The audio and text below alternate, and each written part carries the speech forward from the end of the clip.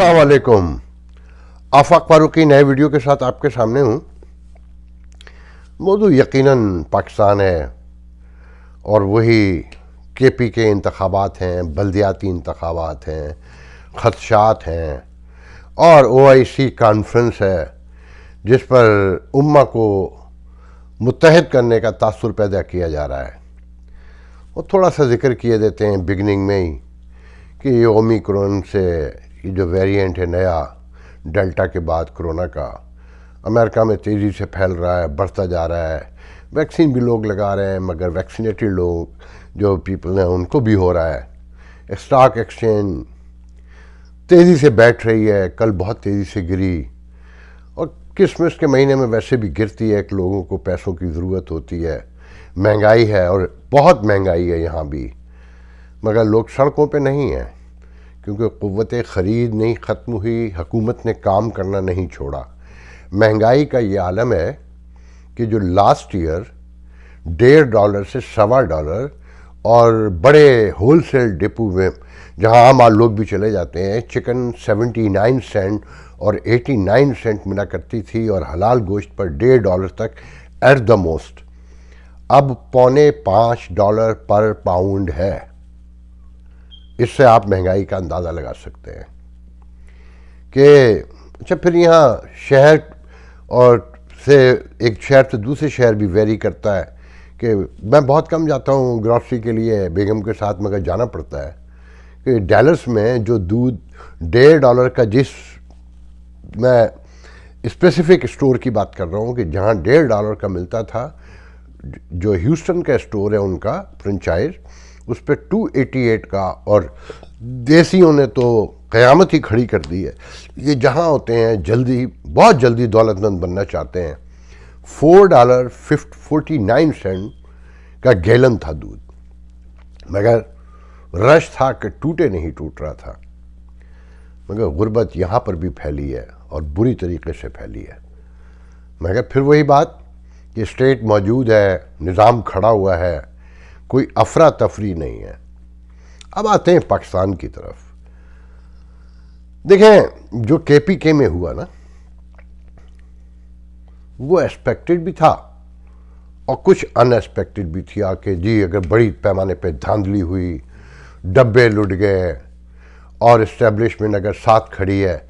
अच्छा, इस्टेब्लिशमेंट तो लुका छुपी वाला खेल खेल रही है इस वक्त कि साफ छुपते भी नहीं, सामने आते भी नहीं, कि इधर भी नेगोशिएशन कर रही है, उधर भी जुड़ी हुई है। और वो कहते हैं ना कि मैं तो कार्ड खेले नहीं, ज़िंदगी में बहुत कम खेले हैं, मुझे इतना ज़्यादा उसका नहीं पता, कि दिखाया इक्का और मारा गुलाम, और दिखाया गुलाम और मारा इक्का। तो वो सिचुएशन है, कन्फ्यूजन है बड़े पैमाने पर। इसमें फवाद चौधरी का बयान बड़ी अहमियत का हामिल है। वो कि एज ए पॉलिटिशियन अपने दुश्मनों के बारे में राय देना, मुखालफों के बारे में राय देना, उसके मानी नहीं रखते हैं। मगर जिस तरह के वो बयानात देते हैं उसकी रोशनी में देखें कि पीटीआई तो हार गई, क्या सोसाइटी को भेड़ियों के हवाले कर देंगे? ये गौर तलब बात है। मगर सच्चाई यह है कि पाकिस्तान में मजहबी इंतहा पसंदी घर घर घर कर चुकी है और उससे अब मफर नामुमकिन है। जब देने जिनके हाथों में था कि लोगों में मेरिट बहाल रखते, इंसाफ देते, कानून की बालादस्ती कायम रखते, जब दुनियावी निज़ाम ख़त्म हो जाएं, एक दूसरे से उम्मीद टूट चुकी हो, तो फिर खुदा याद आता है और मुश्किल वक्त में ही बहुत याद आता है। और यही रिवायत रही है और यही इंसानों का बिहेवियर रहा है। तो इससे भी आप अलग नहीं हो सकते। तो जो आज के पाकिस्तान में हो रहा है वो इस बात की मज़ीद निशानदेही कि गुर्बत अपनी आखिरी इंतहाओं को छू रही है। वो मौलवी जो कभी किसी दौर में इंसानियत को कुछ नहीं दे सके प्रीचिंग के अलावा, और ये हर दौर के वो पापाइत में कहीं जाकर देख लें या मुलायत में, ये हमेशा खुश रहे हैं। मगर जिनके बाइस ये खुश रहते हैं उन्हें कभी कुछ नहीं मिला। तो हो सकता है बहुत सारे लोगों के लिए हैरान कुन हो केपीके में जो हुआ, مگر یقین کریں کہ جو وہاں طالبان کا اثر ہے، دیکھیں نا، ابھی بھی انہوں نے آ کے خود کچھ دھماکہ بھی کر دیا، ریموٹ بم بھی دھماکہ کر دیا، ڈبے بھی لوٹ لیے، خواتین کو بھی اندر بند رکھا متعدد جگہوں پر، جبکہ ابھی آدھا مرحلہ باقی ہے۔ اور یہ جو مولانا فضل الرحمان ہیں جو جمہوریت پکارتے ہیں، یہ ہمیشہ سے ان کا حصہ رہے ہیں۔ وہ اکوڑا کھٹک ہو یا ڈیرہ اسماعیل خان ہو، ان سب کے ڈانڈے ایک ہیں۔ اور یہ جو کے پی کے ہے، اس کے بارے میں پہلے بھی کسی موقع پہ کہہ چکا ہوں کہ بڑا عجیب صوبہ ہے، بڑا عجیب لوگ ہیں یہاں کے، کہ سیکولر ملیں گے تو پرفیکٹ ملیں گے، ماڈرن لبرل، انسانیت سے محبت کرنے والے، اور مذہبی ملیں گے تو آخری حدوں تک جا کر ملیں گے۔ میں اس پہ بہت سارے واقعات سنا سکتا ہوں مگر نہیں سناؤں گا، مگر کرنٹ سچویشن یہ ہے کہ سب کی آنکھیں پھٹی ہوئی ہیں۔ 55 کا آفیشیل رزلٹ آیا، 20 سیٹیں وہ لے چکے ہیں، اور جو 4 میئر تھے ان میں سے 3 میئر ان کے پاس ہیں۔ اور وہ کے پی کے کی حکومت، جو خان صاحب کہتے تھے کہ ہم نے صوبہ بدل دیا ہر اینگل سے، صوبے کے لوگوں نے انہیں اٹھا کر پھینک دیا۔ مگر آپ یہ دیکھیں جمہوریت کا حسن، اس کی بیوٹی، کہ وزیر کہتے ہیں کہ کوئی فرق نہیں پڑتا جیتنے سے، بلدیاتی نظام تو ہمارے ہاتھ میں ہے نا، فنڈ ہم دیں گے تو خرچ کریں گے نا۔ مطلب وہ جو نیک ہیں، با کردار ہیں، جو چوروں کے، لٹیروں کے، جمہوریت مخالفوں کے خلاف آئے ہیں، وہ یہ کہہ رہے ہیں کہ فنڈ تو ہمارے ہاتھ میں ہے نا، ہم دیں گے تو خرچ کریں گے۔ اس روشنی میں سوچ لیں کیا ہونے جا رہا ہے۔ ابھی پھر اسٹیبلشمنٹ کے لیے جو مسائل کھڑے ہونے والے ہیں، جب اگر پنجاب میں الیکشن ہو گئے، یہاں سے زیادہ نتائج جو آنے والے ہیں، جو خوفناک ہیں کے پی میں کے بعد پنجاب میں پی ٹی آئی کے لیے، وہ اس سے زیادہ بھیانک نظر آتے ہیں۔ اگر پھر میں ریپیٹ کر رہا ہوں کہ غیر جانبدارانہ نیوٹرل الیکشن ہوئے، اور ابھی تو پتہ چل جائے گا جو 18 اضلاع میں سوات، مالاکنڈ، دیر، یہ سارے علاقے جو میجر، ابھی تو آدھے سے زیادہ کے پی کے باقی، ابھی تو 17 شہروں میں ہوا نا، تو وہ 24 سیٹیں ہیں کہتے ہیں وہ لے گئے ہیں، 20 تو ان کی سامنے ہیں، 4 اور ہیں جو ابھی 9 رزلٹ باقی ہیں، پھر بلکہ 11 رزلٹ صحیح معنوں باقی ہیں، 4 سے 5 جو جمعیت علماء اسلام کی 4 سے 5 سیٹیں اور ہیں، خان صاحب کی سیٹیں 15 تک ہو جائیں گی، اور اے این پی 8 تو مجھے معلوم ہے کہ ہو جائیں گی، مگر 2 جو جن پہ الیکشن ہی ملتوی ہو گیا مکمل، اس پر اگر رزلٹ ہو جائے تو 9 ہو جائیں گی ان کی۔ پھر مسلم لیگ نون کی ہیں 3، اس کی جماعت اسلامی کی 1 ہے، اور اسی طرح متفرق ملا کر دیکھیں تو اپوزیشن کا جو ووٹ ہے یا ان کی سیٹیں ہیں وہ تقریباً 40 ابو ہیں، 64 میں سے 40 سے زیادہ ہو جائیں گی، 40-42 ہو جائیں گی، اور خان صاحب جو ہیں بلکہ 44 سے 45 سیٹیں ہو جائیں گی، اور یہ 15-16 پہ 17 پہ رک جائے گی ایٹ دا موسٹ جا کے، جب یہ جو الیکشن ہے۔ پھر جو ان کا اگلا رزلٹ آنا ہے تو ہزارہ ڈویژن تو سب کو پتہ ہے وہ مسلم لیگ نون کا ہے۔ دیکھیں میں کہنا یہ چاہتا ہوں کہ اس جمہوریت سے، اس میں جو مخالفتیں، نفرتیں، دشمنیاں، اور پھر بے شرمی جو دیکھنے میں آ رہی ہے نا، کہ ہار گئے ہیں، مگر وہ 3.5 سال جو قصہ سناتے ہیں کیسوں کا، وہ درست ہوں گے، مگر ان کی عدالتیں ہیں، ان کے جج ہیں، اور ان کا پراسیکیوشن ہے، نیب ان کا ہے، مگر سزا نہیں دلوا سکے۔ مگر روزگانہ ہر بات کا جواب یہ ہے کہ 3.5 سال کے بعد بھی کہ چور ہیں، بھاگ گئے، بھگوانے والے بھی یہ تھے۔ اور آصف زرداری نے تو صاف کہہ دیا کہ رابطے کر رہے ہیں، ہاتھ جوڑ رہے ہیں، پیر پکڑ رہے ہیں کہ نیا کوئی فارمولہ بتاؤ، کیسے جان چھڑائیں۔ بات تو انہوں نے ٹھیک کی کہ تم فارمولے لا کے ملک برباد کرتے رہو، اور ہم فارمولے لاتے رہے. انہی فارمولوں کے نتیجے میں تو کرپشن پھیلی, لوٹ مار ہوئی, ادارے ٹوٹے, اور سب پورا نظام ہستی جسے کہتے ہیں شتر بے مہار ہو گیا. پوری سول بیوروکریسی جسے کوئی پوچھ بھی نہیں رہا کہ اس نے کتنی کرپشن کی ہے. مور دین 70% جو کرپشن اس ملک میں ہوئی یا آج بھی وہ صرف سول بیوروکریسی کر رہی ہے. غور سے دیکھیں ریاست کو, عدلیہ متنازع ہے, ریاستی تمام ادارے سول ادارے متنازع ہے, فوج میں کو متنازع بنایا جا رہا ہے, مسلسل بنایا جا رہا ہے. ڈیموکریسی کی تو کوئی اوقات ہی نہیں رہی. اس میں آپ سمجھتے ہیں کہ جمہوری روایات کو آگے بڑھایا جا سکتا ہے یا اس سے کوئی رزلٹ نکل سکتا ہے؟ اس پر غور کیجئے گا. ہاں 100 سال کے بعد نکلے گا, جیسے بہت سے لوگ امید دلاتے ہیں اور بیان کرتے ہیں کہ دیکھیں یہ تو بڑا ایک کنٹینیوشن ہے, آپ بتدریج آگے بڑھتے ہیں اسٹیپ ٹو اسٹیپ. مطلب کئی نسلیں ابھی قربانی کے لیے تیار رہیں, اور جو لوگ یہ مشورے دیتے ہیں وہ اس نظام کا حصہ ہیں, ذہن میں رکھیے گا. انہیں کوئی پرابلم نہیں ہے.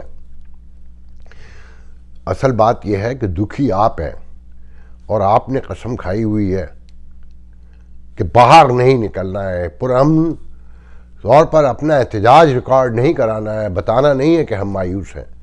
آپ نے کبھی مولوی کے نام پر ووٹ ڈال دینا ہے مایوس ہو کر, کبھی آپ نے یوتھیا بن جانا ہے, کبھی جیالہ بن جانا ہے, کبھی پٹواری بن جانا ہے, کبھی حق پرست کہلانا ہے, اور پھر تھوک لگا لگا کے رونا ہے. آپ کو سب کو پتہ ہے. دیکھیں میں کسی پارٹی میں نہیں ہوں, مگر مجھے دکھ ہوا. کسی مہذب معاشرے میں ممکن نہیں تھا کہ اتنی مہنگائی, خوفناک مہنگائی, بڑھتی غربت, 50% سے زیادہ غربت, گھر گھر رونا پڑا ہوا ہے عام آدمی کے. وہاں اربوں روپے خرچ کر کے شادیاں کی جاتی ہیں, آدھے شہر سجائے جاتے ہیں, اور وہ شہباز شریف جو اپنے دور میں ونڈش کروایا کرتا تھا, چھاپے مارا کرتا تھا, اس کے گھر میں 18 20 رنگ کے کھانے پک رہے تھے اور مہینے بھر پک رہے تھے. اس سے اندازہ لگا لیں کہ یہ جمہوریت آپ کو کیا دے سکتی ہے. اس ملک کو بچانا ہے تو آپ سب کو سر جوڑ کر بیٹھنا ہوگا, سمجھنا ہوگا. اپنے درمیان سے مڈل کلاس, بہت پڑھے لکھے لوگ موجود ہیں آپ لوگوں کے درمیان, کاش غور کر سکیں آپ ان باتوں پہ. آخری ٹاپک پر آتے ہیں.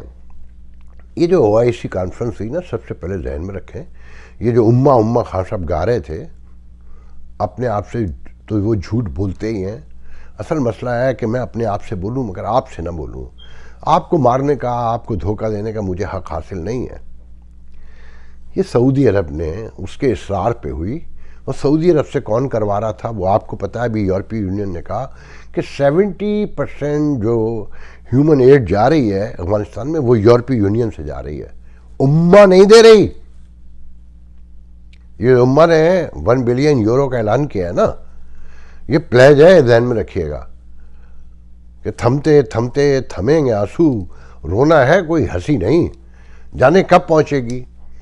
یہ سب کچھ امریکہ کے اپنے, دیکھیں یہ پروگرام پہلا پروگرام ہے, ہسٹری میں نوٹ کر لیجئے گا, جس نے یہ کہا تھا, جہاں کہا گیا کہ یہ جو ریٹریومنٹ ہے یہ اسٹریٹجیکل ہے, یہ پورے خطے کو نہیں, ہر دشمن کو عبرت کا سبق دینا ہے.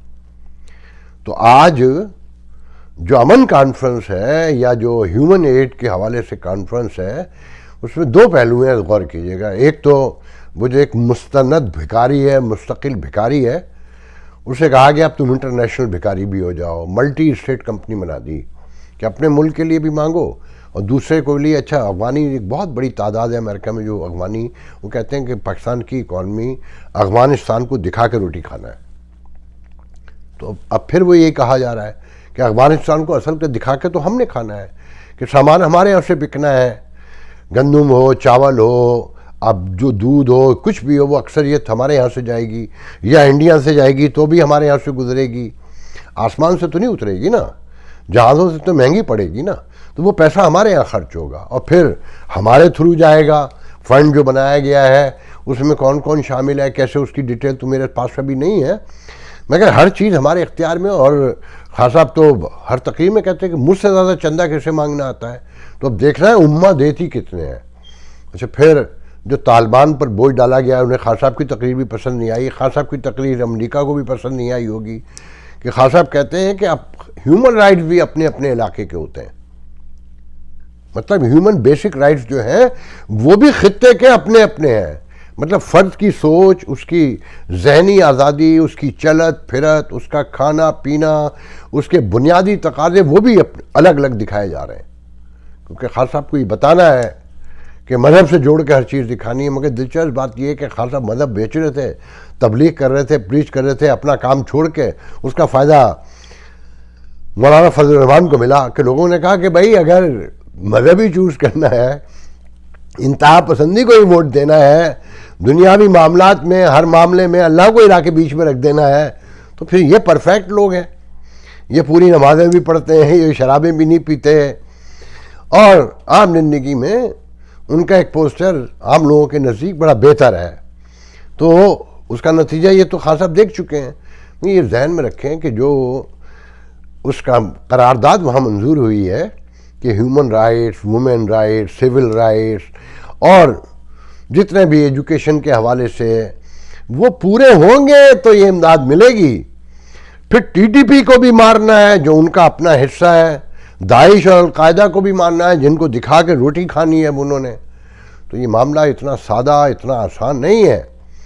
اور پاکستان کو پتہ ہے یہ سب کہ یہ کیا ہو رہا ہے اور یہ کس لیے ہو رہا ہے. اس کا فائدہ ہمیں تو پیسے چاہیے، ہمیں تو یہ پتہ چل جائے کہ اس کے نتیجے میں نکلنے کیا والا ہے. اپنی تو اکانومی کچھ بچی نہیں ہے، کچھ بھی نہیں بچا ہے نا. جس ملک میں بجلی نہ ہو، گیس نہ ہو، کاش میں آپ کو ڈیٹیل سنا سکوں کہ سولر پاکستان میں کتنا آسان تھا اور کس طرح لوٹ مار کر کے یہ منصوبے لگائے گئے بجلی کے. سی پیک وہ ایک لمبی کہانی ہے. اب ذہن میں رکھیے گا دنیا کا فیوچر اب سولر پہ کھڑا ہے. امریکہ میں اب ہر طرف سولر لگ رہی ہے. اور میں ایک بہت ہی بڑے سولر انجینئر کو جانتا ہوں، کہہ رہا تھا پاکستان میں ہر گھر کی چھت پہ 4 سے 5 لاکھ روپے میں ایسا نظام لگ سکتا ہے جو 30 سال تک جس کی مینٹیننس کی ضرورت بھی نہیں ہے. مگر وہ پاکستان کا نام سن کے کہتے ہیں سالے چور ہیں، میں مر جاؤں وہاں نہ جاؤں. لوگوں کے ساتھ جو ہوا ہے نا آپ سوچ بھی نہیں سکتے. بس ذہن میں رکھیے گا کہ ابھی اور غدر بھوت پڑے گا اگر آپ لوگ درست نہیں ہوئے، آپ لوگوں نے اپنی ڈائریکشن صحیح نہیں کی. اور میں جو جمہوریت کا بہت بڑا متوالا رہا ہوں، پاکستان میں موجود حالات میں اگر ریاست بچانی ہے تو وہ اس جمہوریت سے نہیں بچے گی، نیشنل کنسنسس سے بچے گی. اور نیشنل کنسنسس جب ہوگا جب ان میں سے جتنے چہرے اس وقت منظر پہ ہیں یہ ایک دوسرے کے لیے اب قابل قبول نہیں رہے ہیں. آج کا ویڈیو میں اس پہ ختم کرتا ہوں، انشاءاللہ اگلے ویڈیو میں آپ سے گفتگو ہوگی. اللہ حافظ.